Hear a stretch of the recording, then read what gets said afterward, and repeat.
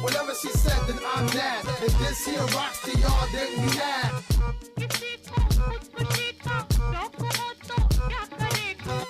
Whatever she said, then I'm mad. If this here rocks to y'all, then you mad.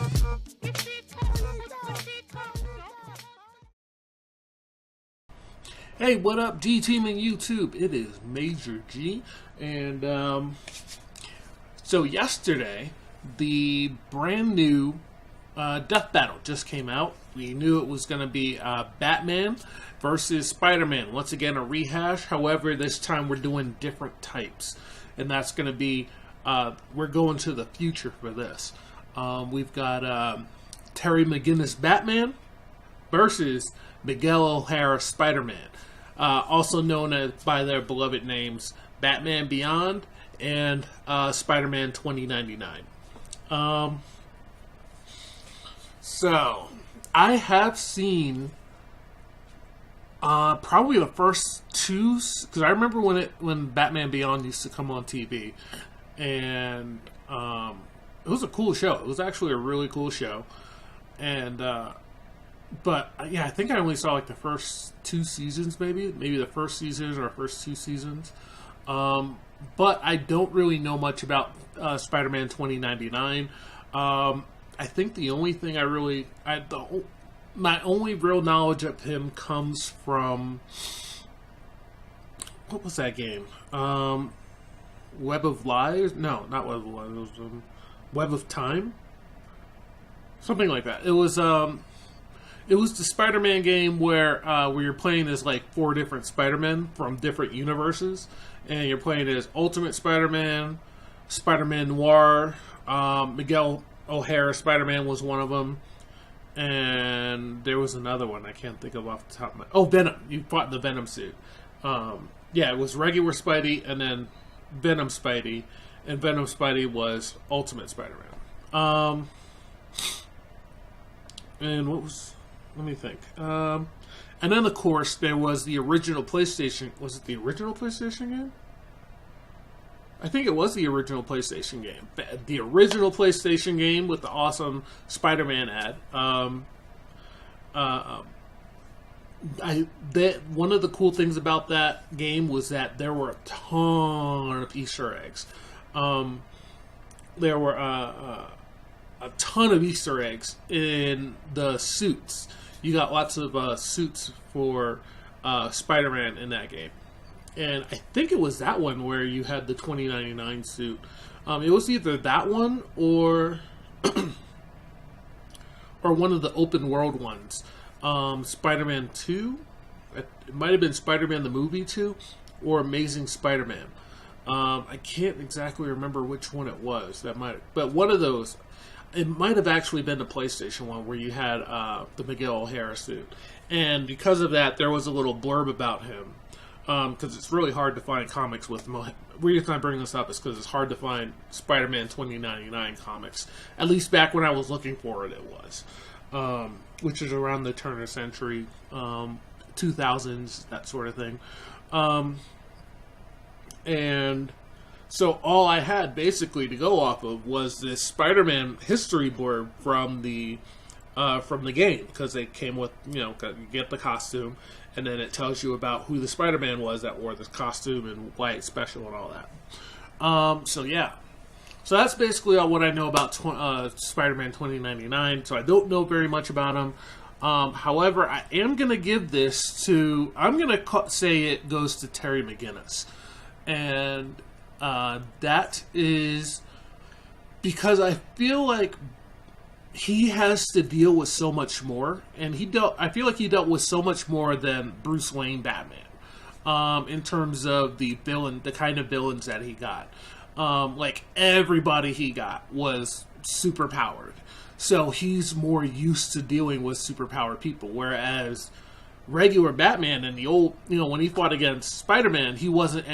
Most of Batman's villains are regular people. Now, of course, you have your Banes, your Killer Crocs, your Clayfaces, your Man-Bats. But those are outliers. Like, those are like the dudes he deals with on a regular basis. On a regular basis, he's mostly dealing with thugs. However, Terry McGinnis in his future, just to give you an idea, in Batman Beyond, one of the things that is actually really popular with kids is that they splice their genes. They splice their genes with like animals and stuff, which gives them all sorts of superpowers, and they gain attributes of those animals, almost like Vixen. Think about it kind of like a Vixenish kind of effect, except that Vixen actually doesn't turn into the animal, she just gains their attributes. Whereas these people would actually gain that physical attribute of that animal. So you'd have people with like lizard eyes and like cat ears and stuff like that.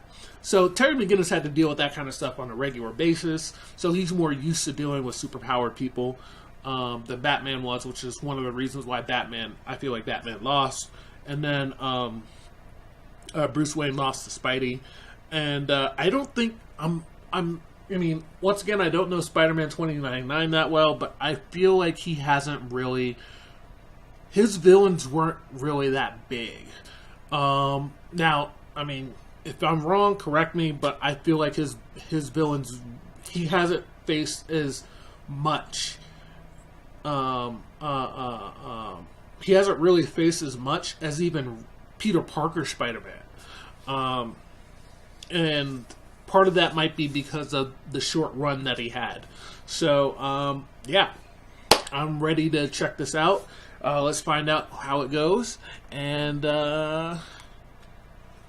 let's get this reaction on the road.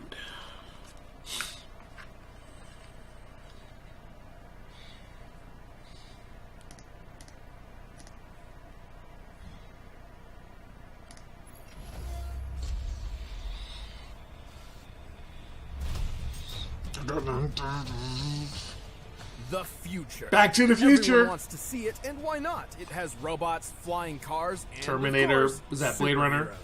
superheroes. Flash. The future still has those, but they're even cooler because of all the sweet gadgets. Like Terry McGinnis, the Batman Beyond. And Miguel O'Hara, The Batman of Spider-Man Beyond. from 2099. Yeah, I would say Batman He's of boomstick. Beyond. And it's That was the time game, to I think. analyze their weapons, armor, and skills to find out who would win a death battle. Also, I remember Miguel's powers Terry were different McGinnis was from your average Peter Parker. futuristic high school student. He went to future raves, complained about future problems, had a future girlfriend. Yeah, you know, the usual. Until one fateful day when Terry got into a fight with a Oh, group of jokers. I didn't realize he was in Against juvie. comedians. No, a gang called the Jokers. You know, like the Joker. Right. Ah, but with a Z, because it's the future. Well, Right. naturally. After possibly the most dangerous motorcycle chase ever put on television, Yeah, it's cool, he's got a helmet. Terry found himself inside an isolated mansion. He's owned also by an Bruce elderly Wayne's billionaire Bruce named Wayne's Bruce illegitimate son. Wayne. Here, he stumbled upon the most important revelation in his life. Bruce Wayne is Batman! Oh, what a surprise! Whoa! Batman. He retired from crime fighting years ago, because, you know, age is a bitch. Wait a Oh, minute, after yeah. decades of secrecy, a punk teenager just happens to stumble into the Batcave? For crying out loud, if he'd found my secret lair, he'd have been vaporized on the spot. Yeah! Except Anyway, Terry's roller coaster of a day still wasn't over. Turns out his dad got murdered. Dad? it was all part of somebody's master plan. Bummer. So he did what any emotionally charged teen who wants to avenge their dad would do. He stole the bat suit. But not the old cape and cowl of yesteryear. This was the latest and most advanced Batsuit. Terry McGinnis didn't just become the all-new Batman. He was Batman Beyond. You ever wonder what would happen if Batman got Right. an Iron I Man forgot suit? about that, yeah. It's basically that. And damn, he looks Yeah, freaking his rad. suit gives him The extra Batsuit's powers. nanotechnology greatly enhances his strength and provides several thin yet strong layers of ballistic and environmental protection. And he can fly. He can soar faster than a speeding future car, and he's really nimble in the air. Plus, he can always give his punches and kicks a literal rocket boost. The suit Yeah, I spans over remember that 2 dozen episode. other gadgets for combat and espionage. He has a wrist-mounted grappling hook that can extend over 50 I didn't know feet. Batman Beyond There's was a on cloaking Toonami. device, a lock decoder, finger microphones, climbing claws. I remember the underwater finger breathing, microphones. Thermal and binocular vision. Thermal extendable binocular, spikes yeah. on his I arms, remember that. flashbang grenades, Yep. weighted bolas, a buzzsaw, and even retractable tweezers. splinters are no laughing matter. And don't forget all those sweet, sweet batarangs. These new age ninja stars are even sharper and more compact than before, and they come in a variety of delightful flavors, like explosive, ensnaring, and electrifying. Terry's got a solid throwing arm and can even disarm multiple opponents with a single shot. But if he's feeling a bit lazy, he can always just use his arm launchers to fire batarang discs. Also, when anyone gets in too close, the whole suit can act like a man-sized taser. The electric shock is strong enough to stun people spliced with animal DNA and short out heavy machinery. But the tools don't make the man, Batman. Terry's a master martial artist with plenty of training from legends like former Robin Dick Grayson, totally real ninja Kairi Tanaga, and the former Dark Knight himself. Well, once he got over the kid stealing his suit, of course. Bruce Wayne doesn't just serve as Terry's mentor. He's also a constant source of advice and information on the go through his direct link to the Batsuit from the Batcave. Good thing, too, since Terry's not exactly the world's greatest detective. At least not compared to the old man. Bruce is extremely intelligent and an expert analyst. Plus, the Batcave has some very impressive technology. Not only does it host one of the most powerful supercomputers on the planet, it's also completely dependent on its own hydroelectric power supply and isolated network. Still, I don't care who Bruce used to be. Having an old guy barking orders in your ear sounds annoying. Like your dad's always looking over your shoulder. Or at least I imagine, because I didn't have one. Well, Terry is Bruce Wayne's secret son. Bingo. What? Yep. In an effort to ensure there would always be a Batman, Amanda Waller. woman Amanda Waller had secretly overwritten Warren McGinnis's reproductive DNA with that of Bruce Wayne's. Yep. Like, he was just blasting Wayne babies? It's like all the fun but you could get out of any child support case. And bonus, I guess Terry's father technically wasn't murdered. Good for him. Also, he's got all the benefits from Bruce's kick-ass genes. Even before going through combat training, Terry was a skilled fighter, strong enough to send opponents flying with a single punch. In the suit, he's strong enough to lift large Rescue in Justice his League, giant okay. boulder. He's even survived getting his leg trapped under Bruce Wayne's trophy penny. What's so special about a penny? Just look at it. Holy colossal currency, Batman! The penny's diameter is easily 20 feet wide and is frequently dated from the 1940s. This means the penny is likely composed of bronze and weighs around 166 tons. Holy crap, That's more dude. than enough to crush all the bones in your foot. But not Terry. He was up and at 'em like nothing happened. I mean, this guy's tough enough to take a missile to the face and then fall hundreds of stories. And all he got out of it was a couple broken ribs. What's a penny as heavy as 33 monster trucks gonna do? He's quick enough to dodge gunfire, skilled enough to defeat lizard people and the Justice Lords. In a new suit, he fought could the fire Justice concussive Lords? Pulse blasts, and even outraced an intercontinental missile, which can reach speeds of up to 15,000 miles per hour. That's over 19 times the speed of sound. He's still no Bruce Wayne, though. He's kind of a punk and doesn't have the amazing smarts or expertise of Batman Classic. You don't quite have his magnificent brain, for instance. You do have his heart, though. Maybe not, but he has accomplished feats equal to his predecessor, like fighting Superman and ending the Joker threat once and for all. Clearly, Terry McGinnis has more than earned the title of Batman. You're pretty strong for some clown who thinks he's Batman. I am Batman.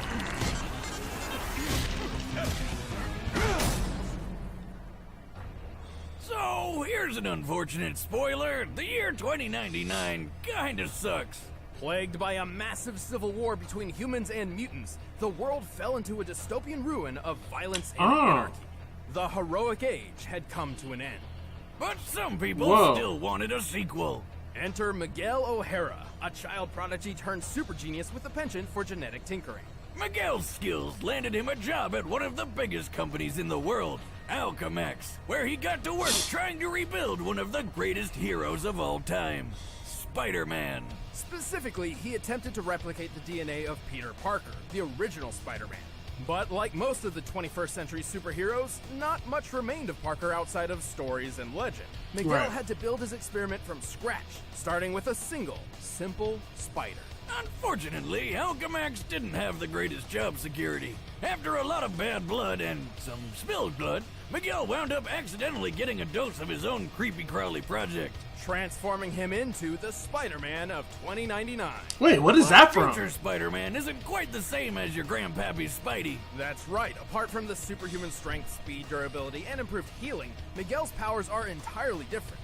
Unlike Parker, Oh, he's he can't smart. actually stick Ooh. to any surface. He can still wall crawl, though, using retractable talons on his fingers and toes, which also make for fairly deadly weapons in a fight. Oh, And shoot. he's got fangs like a vampire. If he bites you, he can inject a venom that can paralyze your whole body almost instantly. Also, he may not have Petey's trusty spider sense, but his sense of sight, smell, and hearing are superfied. He can hear noises from miles away, see in the dark, and make out far-off and fast-moving objects with ease. In fact, his senses are so acute, he wears tinted glasses to keep daylight from hurting his eyes. And like any Spider-Man, he can shoot webs from his hands. Miguel doesn't need compact web shooter devices on his wrists. He actually has organic spinnerets in his arms, which create and release thick, durable strings of webbing. Because they're natural, these strings are chemically identical to spider silk, with a tensile strength similar to steel. Ew. Okay, Wow. the original Spider-Man always kind of grossed me out, but this guy's powers are disgusting. I think Miguel would agree with you. Well, yeah, one day he's just your average dweeb doing sciencey stuff like you, and the next he's got big lumps in his arms with shooting sticky stuff. Who wouldn't be weirded out? Miguel saw his newfound power as a curse, a blight which turned him into an inhuman freak of nature. But that didn't stop him from fighting crime, complete with his own Spidey suit. His original costume was made from unstable molecules, allowing the use of his talons without tearing the fabric. He also wears a web-like cape made of light bite, which lets him glide through the air. Whoa, Light Bright! I remember Oh my that. God. Man, do they still have that in the future? And did they find a way to stop you losing those little pegs? Light bite. Yeah, whatever. The suit looks pretty cool, so I hate Wow. to spoil the mood, but it's actually just a run-of-the-mill costume from a Day of the Dead festival. No, really. Okay, So a after meeting the howitzer. present-day Peter Parker, I think a Miguel missile is stronger than a received howitzer. much-needed upgrade. His new suit contains synthesized unstable molecule fabric mixed with Kevlar, greatly improving his defense. This suit can survive a shot from a howitzer artillery cannon. A common M777 military howitzer fires 92-pound shells at 2,200 feet per second. That hits with over 100 tons of force. Yeah. Miguel's even taken a hit from the Thing, a hit which shattered a tempered glass window. They didn't use and sent science to Miguel explain flying Terry. over 2 dozen He's feet. probably safe. And the new suit has explosives, hologram projectors, infrared scanning, and it's even got wings and rocket boosters on the feet. Wait, that sounds familiar. Miguel may be a genius, but he's at his best when he's working with his holographic assistant, Lila, or the Ly-Rate Lifeform Approximation. She's basically like the future Alexa with a bunch of extra features. She keeps track of Miguel's life signs and surroundings. With Lila's scanners and his super senses, anyone would have a hard time trying to sneak up on future Spidey. While Lila was originally built as a Ooh, home appliance, she can be stored hacking on Miguel's ability. portable communicator. She can act as an onboard lie detector and do advanced calculations to the 20th decimal in a millisecond. That's bad. Which is flippin' amazing. Fun fact, Lila's appearance was based on Marilyn Monroe. Arrgh. Not that anybody in 2099 seems to know who Marilyn Monroe was. Okay, seriously, how did they lose so much information in less than 100 years? Remember, kids, always back up your files. It'll prevent the apocalypse. Well, lucky for them, Miguel got over his emo phase and started setting the future back on track. And he had the skills to do it. He's quick enough to dodge gunfire, tough enough to take a shotgun blast to the chest, resilient enough to tank electric shocks, and strong enough to rip a 20-ton turret off a tank. More than that, he helped another Spider-Man keep this giant building piece in place. What even is that? Likely some sort of antenna, but it also resembles the mooring mast atop the Empire State Building. Back when everybody thought Zeppelins were the hot new thing. Because who doesn't like riding a giant flammable balloon full of explosive gas? Sign me up! Assuming it's composed of steel and roughly estimating its size compared to the Spider-Man on the roof, then comparing the Empire State Building's mooring mast, this should weigh, at most, 200 tons. So basically, McGill's a badass, and he proved it in the most epic way possible. After rebuilding the Lifted world with Mjolnir? Captain America, Wow. Miguel inherited the most legendary weapon of them all, Mjolnir. Although Thor's hammer didn't actually grant him its warrior powers, Miguel didn't use it as a weapon, but as proof of his authority, a literal symbol of the societal weight he alone could carry. With his Wow. dominance asserted, Miguel created the utopian future a person could only dream of. And you thought Peter Parker was cool. This Spider-Man is at the top. Miguel O'Hara, Spider-Man of the year. Yeah, that's the game I played. That's me, ready to save the universe and looking good while doing it. All right, the combatants are set. Let's end this debate once and for all. But first, the future is now in the form of Blue Apron. Grandpappy Boomstick always said that nothing in life is better than good food and making something with your own two hands. And Blue Apron is both those things combined. Blue Apron. Apron.com/battle. Blue Apron, a better way to cook. But right now, it's time for a death battle! Let's do it to it. Come on, Terry. McGinnis, keep an eye out. I've been seeing some odd reports regarding this part of the city. I'm worried about the chick hacking him though. Hey, Bozo! I was brooding there. Who the shock are you?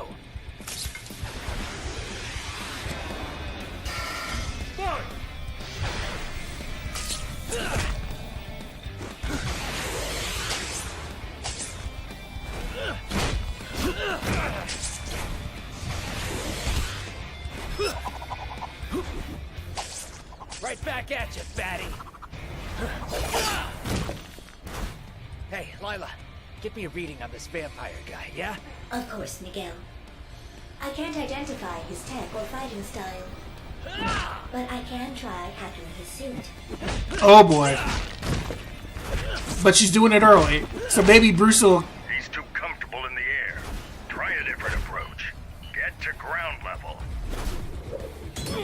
I can't move!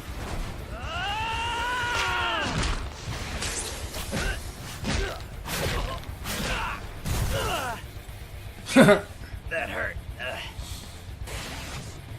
Something's trying to hack your suit. Our new friend, no doubt. How's the hack going? Nowhere fast. Get in close and finish this quick. No problem. Can my fangs pierce his suit? I think so. Then I'll finish this myself.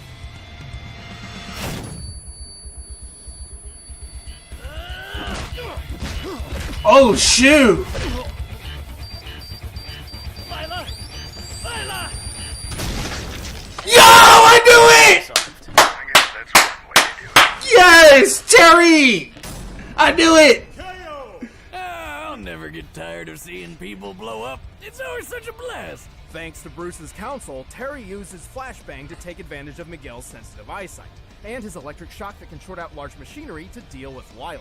Yeah, unlike Bruce, the poor girl wasn't really built for combat. And while her hacking skills were top-notch, the isolated Batcave had the defenses to hold her off. Oh, if he beat Brainiac! Oh, that's it! More ways than one. That's When it it! came to maneuverability and durability, they were mostly even. Both could dodge bullets and weave through the air. Both could survive heavy ballistic hits. But unlike Terry, Miguel's never outraced anything faster than a Mach 19 ballistic missile. For physical strength, Terry had him beat too. Recall that boulder that he lifted underwater. This took place in Superman's Fortress of Solitude near the Arctic, so the boulder was likely composed of sedimentary dark limestone, the most common rock type around that location. So we compared Terry's height to the boulder, applied the density for limestone, and subtracted the weight reduced by underwater buoyancy, to find the boulder's weight to be 192 tons. And he tossed it aside like it was nothing. Terry's peak strength in the Batsuit has to be more than 200 tons. Assuming Miguel applied his fair share when holding up that antenna, his best strength feat we know of is at max 100 tons. But he's a Spider-Man. Spider-Man can lift more than that, right?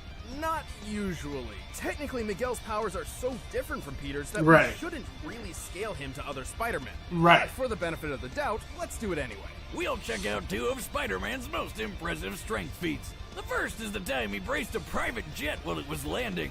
Look at him! He's literally the landing gear. According to Spider-Man himself, the plane's total weight was at most 115,000 pounds. Adding the thrust from a Whittle W1 engine, which this small jet is most likely to have an engine comparable to, this feat comes out to 58 tons. Not even close to Terry's 200. Then there was this one time where Spidey had to push way past his limits to lift what he offhandedly compared to as a locomotive. Since he could measure the plane, it's likely he's accurate here, but given the time period, that's still only 130 tons at most. It's clear Terry had a pretty sizable physical advantage. And just because Terry's mind wasn't as fine-tuned as the original Batman's, didn't mean he's dumb. Even more, Miguel never trained like Terry did. Hell, he never really had much formal training at all. Right. Terry was trained by ninjas, stealth artists, and other crime fighters to be a master in the battlefield. And since Miguel didn't have a spider sense, Terry just had to wait until the untrained future Spidey left an opening. In short, while Miguel wasn't completely outmatched, Terry's superior strength, counseling, equipment, and training won the bout. Turns out this Batman was beyond him. The winner is Batman Beyond. Stick around, we're about to announce the Nice. for the next day. Nice. And if you want to watch exclusive commentary on this episode, click that little box over there and start a first membership trial. Try to grab one of these shirts too.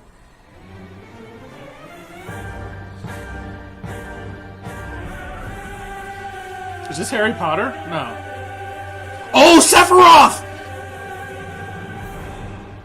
And Virgil. Oh, shoot.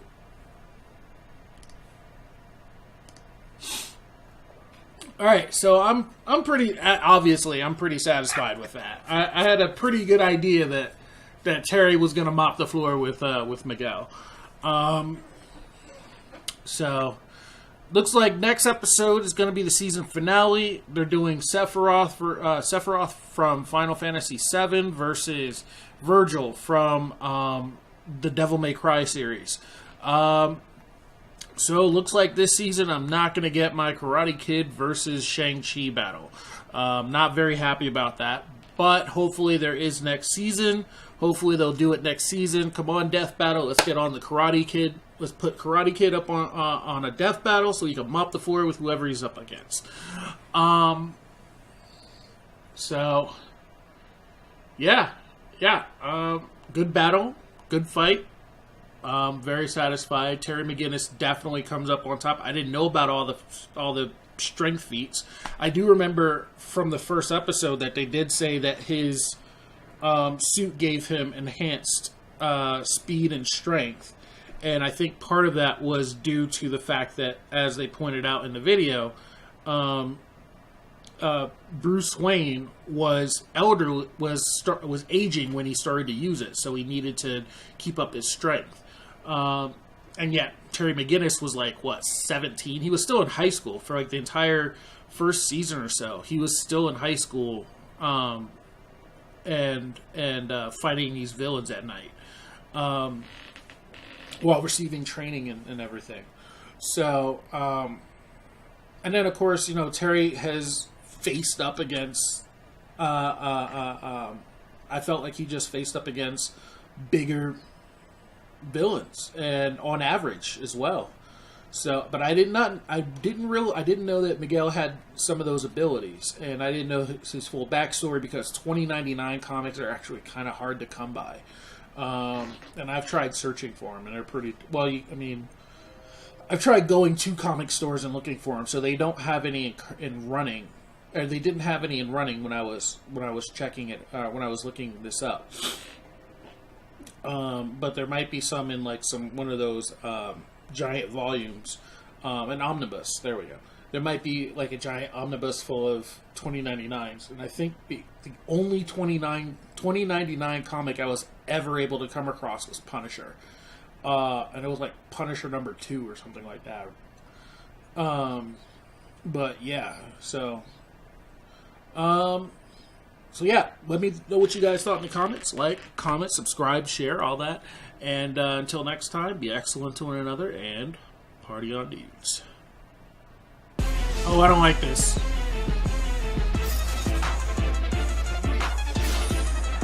I don't like this.